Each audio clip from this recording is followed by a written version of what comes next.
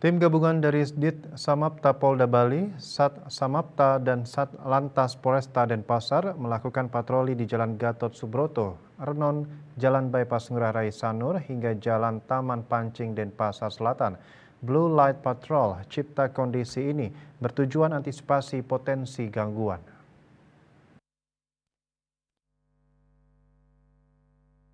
Petugas menyasar warga yang nongkrong hingga subuh dan mencegah balapan liar. Patroli tersebut melibatkan 27 personil dipimpin AKBP I Ketut Suratnya, didampingi Kabag Ops Polresta Denpasar Kompol I Ketut Tomiase dan Kasat Samapta Kompol I Nengah Sudiarte.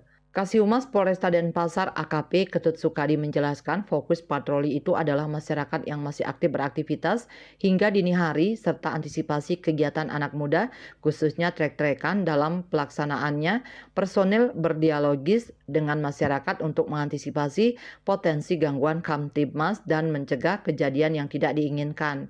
Menurutnya, Polresta Denpasar berkomitmen terus melakukan langkah-langkah preventif guna memberikan rasa aman kepada masyarakat Kota Denpasar. Patroli rutin ini diharapkan dapat memberikan dampak positif terhadap peningkatan situasi keamanan di wilayah hukum Polresta Denpasar. Kertanegara Bali Pos melaporkan.